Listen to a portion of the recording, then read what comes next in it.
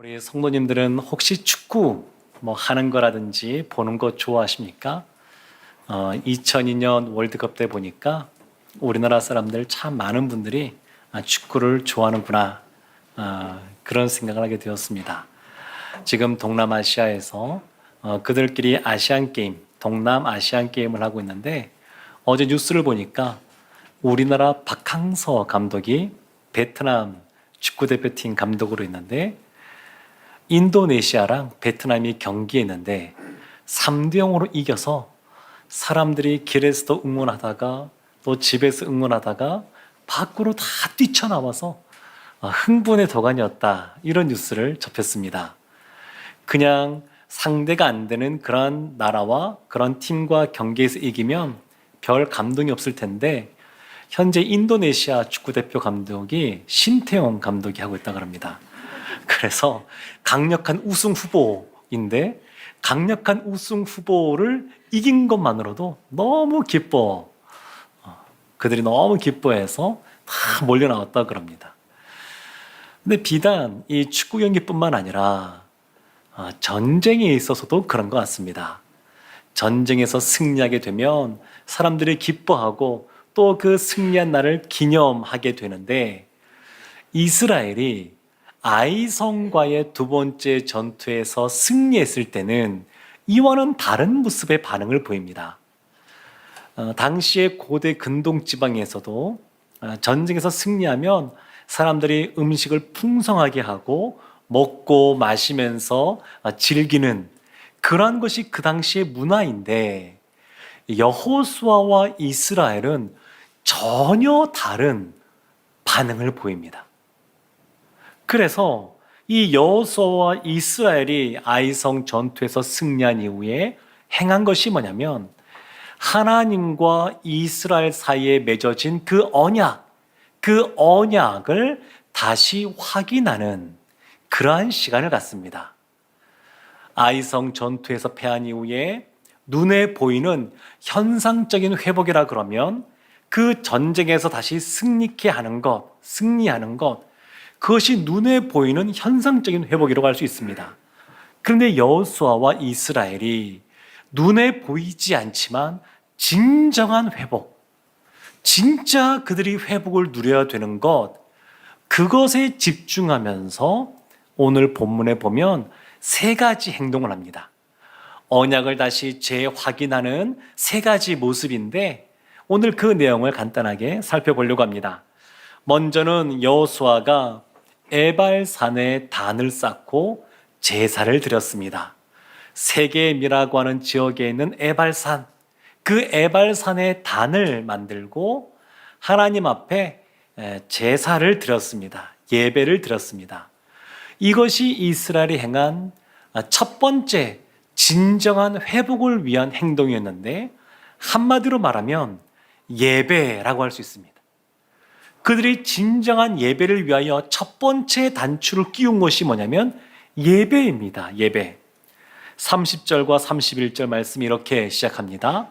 그때에 여호수아가 이스라엘의 하나님 여호와를 위하여 에발산에 한 제단을 쌓았으니, 이는 여호와의 종 모세가 이스라엘 자손에게 명령한 것과 모세의 율법책에 기록된 대로 쇠 연장으로 다듬지 아니한 새 돌로 만든 제단이라. 무리가 여호와께 번제물과 화목제물을 그 위에 드렸으며. 에발산이라고 하는 이 지역이 사실은 의미가 있습니다. 에발산은 세겜이라고 하는 지역에 이 에발산과 그리심산이 마주보고 있는데, 이 세겜이란 지역이 어디에 있냐면 아이성 그 있는 전투 벌이던 그곳에서 위쪽으로, 북쪽으로 한 40km쯤 위로 올라가야 됩니다. 그런데 그 위쪽은 지금 적들이 다 자리를 차지하고 있는 곳입니다. 그러니까 지금 전쟁을 벌이다가 아직 정복하지 않았는데 적진 한가운데로 그냥 깊숙이 쑥 들어가는 겁니다. 그래서 이 에발산에 왜 갔는지, 왜 이곳까지 갔는지 이것이 사실은 중요합니다. 생각해 보면 군사 전략적으로 생각해 보면 이해하기가 어려운 행동입니다. 전쟁 중에 아주 그 먼 거리, 아직 정복되지도 않았습니다. 적군들이 그 주위에 다 자리 잡고 있습니다. 그런데 그곳까지 올라간 겁니다. 그 먼 곳을 올라갔습니다. 뿐만 아니라 지금 아이성 전투에서 승리하여서 사기가 높은 시기입니다.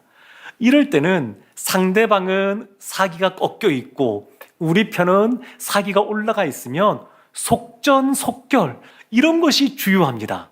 그냥 사기가 등등할 때 그냥 적군을 빨리 무찔러서 승리를 얻는 것이 중요할 것 같은데 여호수아가 그렇게 하지 않는 겁니다.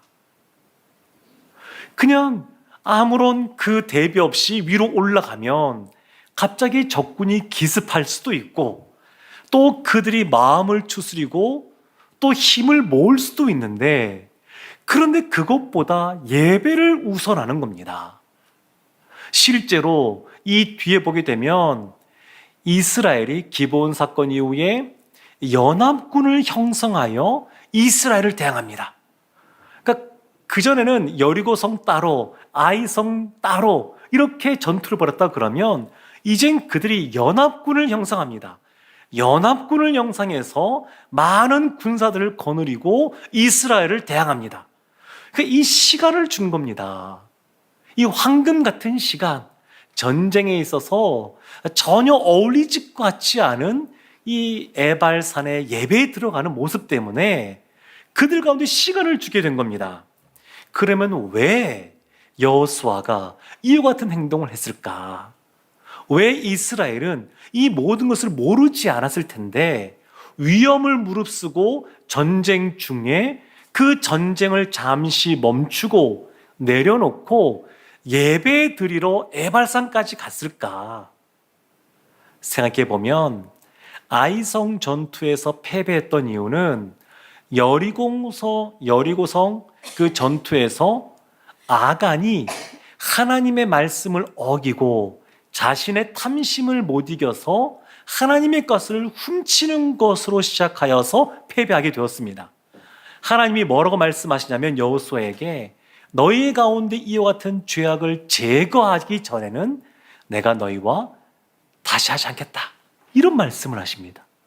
원래 시내산에서 언약을 체결하면서 하나님은 이스라엘의 하나님, 이스라엘은 하나님의 백성, 이와 같은 관계가 형성이 되었는데 이 관계가, 이 언약 관계가 깨질 위기에 처해진 겁니다. 여호수아가 생각할 때에 이 관계를 회복하는 것이 전쟁을 수행하는 것보다 더 중요하다. 실제로 가나안 그 지역에서의 전쟁은 이스라엘의 전략이나 또 어떤 그 무기를 갖고 있는 전력이나 이런 것이 아니라 전쟁은 하나님께 속해 있는 것이다. 이것을 여호수아가 알고 있었기 때문에 먼저 하나님께 나아간 겁니다. 모세가 신명기 11장, 신명기 27장을 보게 되면 강조해서 여호수아와 이스라엘에게 명령한 것이 있습니다. 너희는 요단을 건너면 요단강을 건너 약속의 땅에 들어가면 에발산과 그리심산이 있는 그곳에 가서 하나님의 말씀을 축복과 저주의 말씀을 선포해라. 이런 명령을 이미 주었습니다. 그런데 여호수아가 이것을 잊어버리지 않고 기억하고 있다가 아간 때문에 아이성 전투에서 패배한 이후에 다시 이 말씀을 기억하면서 이제 미룰 수가 없겠구나. 요단강 건너가서 바로 행하라 그랬는데 이것을 이제 미룰 수가 없겠구나. 그 생각을 한 겁니다. 그래서 하나님의 뜻대로 하나님의 말씀대로 순종해야 되겠다. 이 마음 갖고 세겜 땅으로 나아간 겁니다. 그들이 그곳에서 제사를 지내는데 두 가지 제사를 지냅니다. 제사의 여러 종류가 있습니다. 속죄제도 있고 속건제도 있는데 이곳서 두 가지 제사를 지내는데 번제와 화목제를 드리는 겁니다. 번제라고 하는 것은 뭐냐면 제물을 다 불태우는 겁니다. 그 제물을 그냥 싸그리 다 모든 것을 불태우는 겁니다. 그것은 우리 말 중에 또 선거철 되면 후보들이 이런 말 할 때가 있는데, 이 한 몸 불살라 불태워 이 나라와 이 지역을 위해서 열심히 봉사하겠습니다, 이렇게 말하는 후보들이 있는데, 그것처럼 불태운다, 불사른다, 그런 것은 헌신의 의미가 있습니다. 번제라고 하는 것은 헌신입니다. 이스라엘이, 여호수아가 하나님 앞에 나아가서 제사를 지내며 예배를 드리며, 하나님, 다시 우리가 주님 앞에 헌신하겠습니다. 우리의 욕심, 탐심, 그것을 따라가지 않고 하나님 말씀대로, 하나님이 주신 그러한 사명대로 그것을 위해서 헌신하겠습니다, 이러한 마음으로 번제를 드렸습니다. 또 하나가 있습니다. 중요한 제사인데 화목제입니다. 화목제. 하나님과 우리 사이는 아담이 죄를 지은 이후로 죄로 인해서 그 사이가 막혀 있습니다. 그런데 예수 그리스도가 이 땅에 오심으로 하나님과 우리 사이를 화목 제물이 되셔서 화평케 해줬습니다. 마찬가지로 구약시대 때 화목제가 그런 역할입니다. 하나님과 이스라엘 사이를 샬롬, 평화롭게 화평케 하는 겁니다. 지금 여호수아가 생각할 때에 그들이 갖고 있는 당면한 가장 큰 문제는 뭐냐? 하나님과의 관계를 다시 바르게 재정립하는 것이었습니다. 사람들 중에서는 성향에 따라서 어떤 사람은 관계 중심적인 사람이 있고 어떤 사람은 일 중심적인 사람이 있습니다. 어떤 사람은 사람에도 관심이 있고 어떤 사람은 그 일이 진행되는 시간에도 관심이 있기도 합니다. 이런 것들은 서로 어울려 있어야, 또 균형을 잡아가야 또 아름다운 모습들이 나오는데, 하나님과 우리 사이에는 어느 것이 더 중요한지가 분명합니다. 하나님과 우리의 사이, 하나님은 우리 아버지가 되시고 우리 하나님의 자녀가 된 이 관계도 있고, 하나님이 하나님의 자녀들에게 다 사명도 주셔서 일도 있지만 어느 것이 더 중요하냐면 관계입니다. 관계. 하나님과 우리 사이는 사람과 사람 사이와 달라서 하나님과 우리 사이는 관계가 가장 중요합니다. 지금 여호수아가 하나님 앞에 나아가서 화목제를 드리는 것은 이 관계를 다시 새롭게 하기 위해서 행하는 것입니다. 진정한 회복이라고 하는 것은 무엇이냐? 아이성 전투에서 패배했던 것을 만회하는 것, 그것이 아니라 진정한 회복은 하나님과의 관계를 회복하는 겁니다. 그래서 그 관계를 회복하기 위하여 예배를 우선순위에 두고 드리고 있는 겁니다. 그런데 이들이 제사를 지낼 때 제단을 만듭니다. 근데 이 제단을 쌓을 때 특별한 것이 뭐냐면, 오늘 말씀 31절 중간에 보면 쇠 연장으로 다듬지 아니한 새 돌로 제단을 만들라, 이렇게 말합니다. 하나님께 예배 드리면 나가니까 여러 가지 돌도 잘 깎고 또 이게 보기에도 좋게 이렇게 잘 만들어서 가공해서 쌓으면 더 좋을 것 같은데, 그렇게 하지 말라는 겁니다. 있는 그대로, 투박하면 투박한 그대로 가식 없이 그냥 그렇게 쌓아두라는 겁니다. 이 제단이라고 하는 것은 사실 예수 그리스도의 십자가의 모습을 보여줍니다. 우리가 예수 그리스도의 십자가의 보혈로 죄의 용서함 받는데, 그래서 우리가 하나님의 자녀, 구원받은 백성이 되는데, 사실 우리의 공로가 없습니다. 우리의 수고, 우리의 땀이 없습니다. 전적인 하나님의 은혜로 되는 겁니다. 마찬가지로 하나님 앞에 예배 드릴 때 제단을 쌓는 것도 우리의 수고, 우리의 땀, 이것을 생각하지 말라는 겁니다. 하나님 앞에 나갈 때 제일 중요한 것은 뭐냐면 우리의 죄인 된 모습, 우리의 부족한 모습, 그 모습 있는 그대로 나가는 겁니다. 그대로 나가는 겁니다. 에발산이라고 하는 이 산, 사실 민둥산 같습니다. 바위산입니다. 그 맞은편에 있는 그리심산, 나무가 많습니다. 생명력이 있습니다. 누가 보더라도 부유함과 풍성함이 있습니다. 그런데 제단을 그 그리심산이 아니라 에발산에 쌓으라고 하는 것, 우리의 공로가 아니라 우리의 죄인됨, 우리의 여러 가지 어려움, 고난 가운데 있는 것, 그것을 있는 그대로 다 인정하면서 갖고 나오라는 겁니다.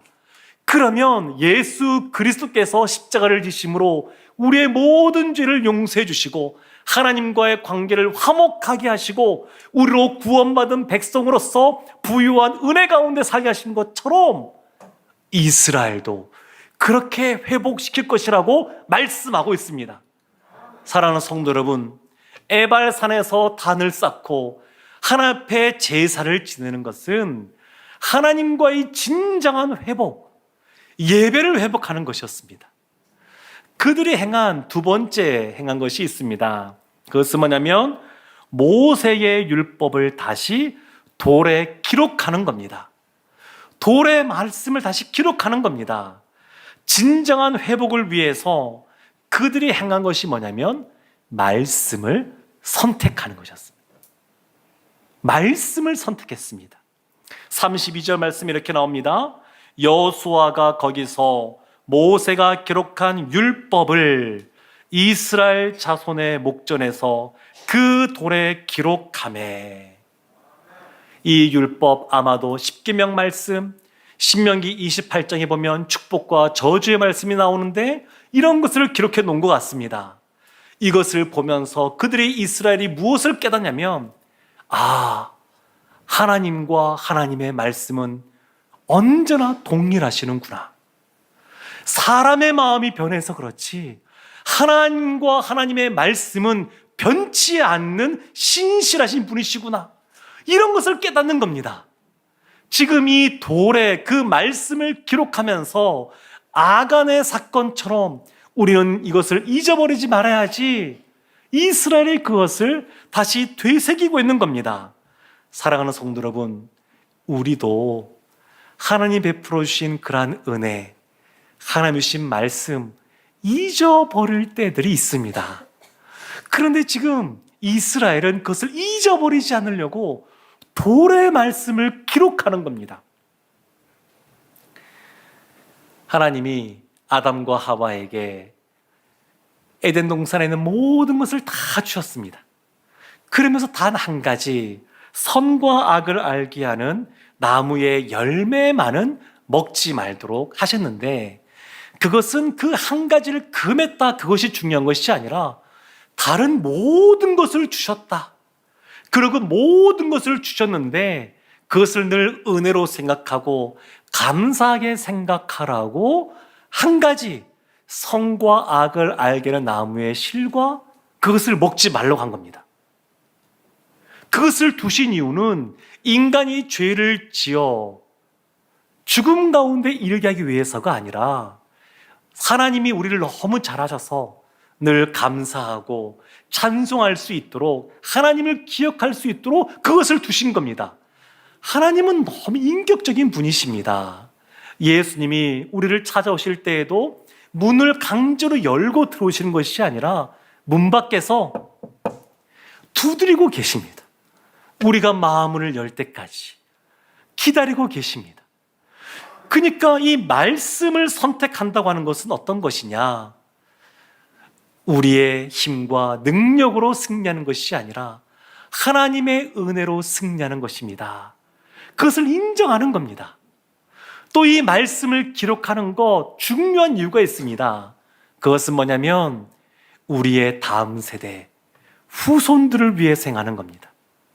오늘 어버이 주일이어서 우리 학생들 또 우리 청년들이 여러 가지 찬양도 하곤 했습니다만 더 중요한 것은 뭐냐면 우리의 자녀들이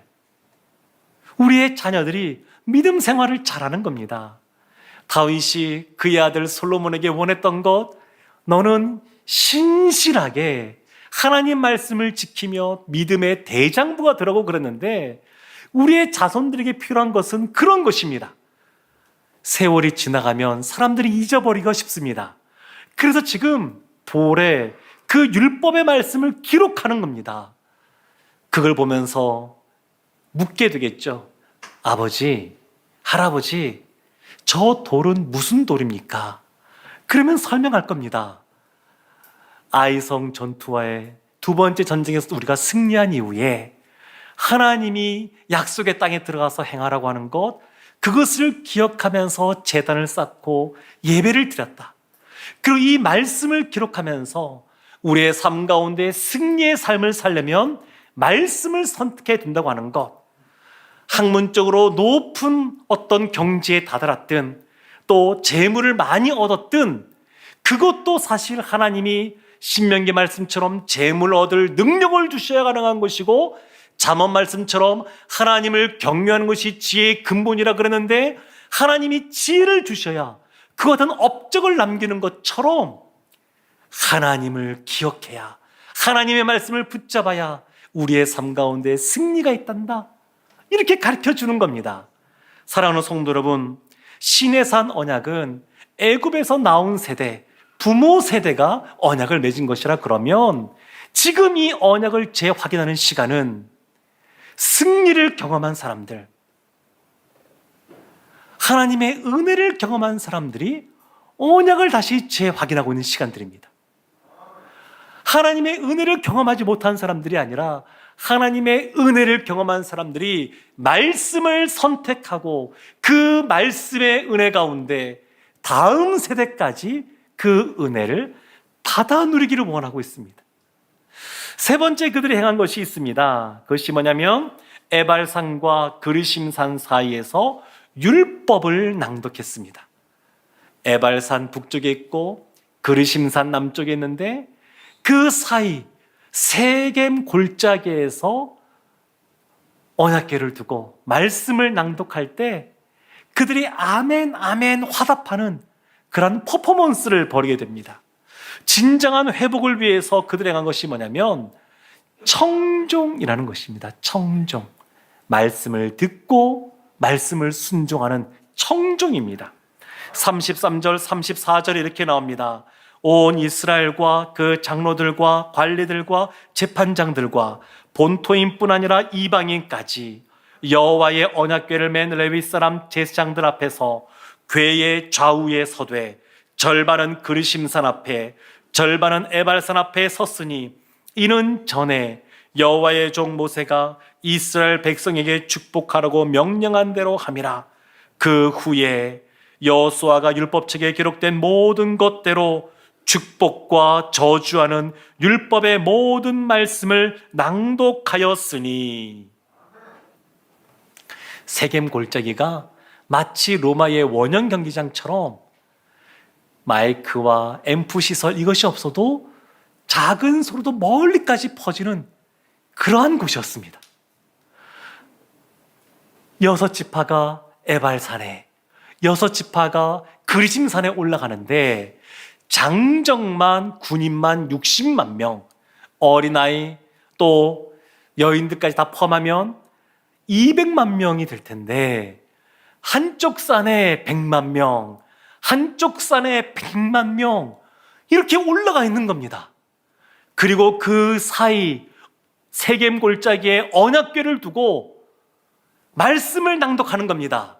에발산 쪽에 있는 사람들은 신명기에 나와 있는 것처럼 이러이러한 것을 행하면 저주를 받을 것이다, 하나님 말씀에 불순종하면 저주를 받을 것이다, 이 말이 선포될 때 아멘 외치는 겁니다. 100만 명이 외치면 얼마나 그 소리가 클까요? 또 신명기에 말씀 나오는 것처럼 이와 같이 행하면, 하나님 말씀을 청정하면 하나님의 복을 받는다, 이 말씀이 선포될 때 그리심산에 있던 사람들이 아멘 외치는 겁니다. 에발산을 향하여 저주의 말씀이 선포될 때 아멘하고, 그리심산을 향하여 복된 말씀이 선포될 때 아멘하고, 이 말씀, 이 선포하고 낭독하고 아멘하는 화답하는 모습이 지금 펼쳐지고 있습니다. 상상만 해도 장관인 것 같습니다. 그리고 이때 사람들이 남녀노소할 것 없이 이 광경을 마음속에 새기는 겁니다. 우리가 말씀을 들으면 귀로 듣고 머리에 머무는 경우가 많은데, 이 퍼포먼스를 통해서 사람들이 이 말씀이 몸으로 경험되는 겁니다. 그 아멘할 때 그 전율들 있지 않겠습니까? 그러면서 신명기 말씀 보면 저주의 말씀보다 축복의 말씀이 훨씬 많습니다. 그렇지만 이 저주의 말씀들 선포되면서 우리가 아간처럼 말씀에 불순종하면 이와 같은 저주를 받겠구나, 하나님을 경외하는 마음이 생깁니다. 동시에 이와 같이 청정하면 놀라운 축복의 말씀들이 우리한테 임하겠구나, 이것을 마음속에 또 몸으로 새기고 경험하게 됩니다. 사랑하는 성도 여러분, 이와 같은 것을 경험한 세대는 그 이후에 이 말씀을 꼭 간직하고 있습니다. 그래서 여호수아가 살아있는 동안에, 또 여호수아에게 활동했던 장로들 있는 그 살아있는 시간 동안에는 이스라엘이 하나님 앞에 머물러 있습니다. 어린 시절에도 이것을 경험한 사람들은 알고 있습니다. 신명기 28장 2절부터 6절까지 보면 복된 말씀이 이렇게 기록됩니다.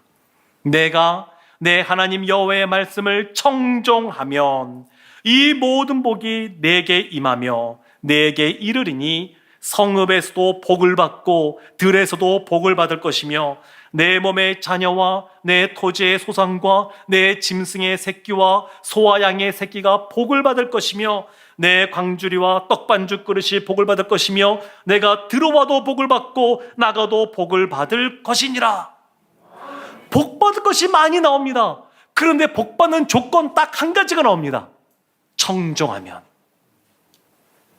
복 받는 것들은 굉장히 많은 영역에서 다양하게 복을 받는데, 조건은 딱 한 가지입니다. 청정입니다. 청정. 사랑하는 성도 여러분, 하나님의 말씀에 순종하면 축복이 오고 말씀에 불순종하면 저주가 오는 줄로 믿습니다. 아프리카에 스프링북이라고 하는 영양이 있다 그럽니다. 굉장히 날렵하고 달리기도 잘하고 높이 뛰기도 잘하는. 근데 이 초식 동물들이 보통은 몇 마리씩 모여서 풀을 뜯는데, 때로는 몇십 마리가 아니라 수백 마리, 수천 마리까지 모이게 된다 그럽니다. 그러면 이들이 풀을 다 뜯으니까 뒤에 있는 그러한 이들은 풀을 못 뜯습니다. 그래서 앞으로 가는 겁니다. 앞에 있는 그 영양들을 막 밀치면서 앞으로 갑니다. 그러면 앞에 있는 것들도 자신들도 먹으려고 더 앞으로 갑니다. 그러다 보면 서서히 뛰기 시작하는 겁니다. 점점 빨리 뜁니다. 언제까지 뛸까요? 어디까지 뛸까요? 안타까운 것은 절벽에서 떨어질 때까지, 바다에 빠져서 죽게 되는 그때까지 이들이 뛴다는 겁니다. 처음에는 풀을 뜯기 위해서 앞으로 가는데 어느 순간 왜 뛰는 줄도 모르고 전력 질주해서 떨어질 때까지 뛰어가는 겁니다. 현대인들의 삶의 특징 중에 하나가 뭐냐면 바쁘다는 겁니다. 바쁩니다. 뭐가 그렇게 바쁜지 분주합니다. 그런데 그런 바쁜 시간에 그냥 바쁜 대로 내몰리면 왜 내가 바쁘게 살아가는지 그 이유를 모르게 됩니다. 말씀 시작할 때 축구 경기 이야기를 했는데, 전반전 끝나면 후반전 시작되기 전에 쉬는 시간이 있습니다. 근데 그때 물도 마시고 몸도 좀 쉬지만 중요한 것 하는 것이 있습니다. 감독이 작전을 짭니다. 새로운 전략을 제시합니다. 승리할 수 있도록 다시 그들을 새롭게 합니다. 이것이 중요합니다. 우리도 바쁜 일상 속에서 그냥 살아가면, 위기의 상황 속에서 그것을 해결하고자 그냥 허둥지둥하면 왜 이것을 하는지, 어떤 것이 중요한지 놓쳐버리기가 쉽습니다. 그때 기억할 것이 뭐냐면 진정한 회복, 예배를 회복하고 말씀을 선택하고 말씀에 순종하는 그런 모습이 있어야 하나님이 주시는 진정한 은혜와 복을 받아누리게 될 줄로 믿습니다. 바쁜 일상 속에서도 하나님을 기억하고 예배를 회복하고 말씀을 선택하고 말씀을 순종하는 그러한 모습으로 살아서 신명기 18장에서 말하고 있는 것처럼 진정한 축복이 우리들 가운데 가득하기를 주님의 이름으로 축원합니다. 아멘. 기도하겠습니다. 하나님, 바쁠수록 기도하고 바쁠수록 하나님을 기억하며 예배드리는 우리 모두가 되게 하여 주옵소서. 예수님의 이름으로 기도합니다. 아멘.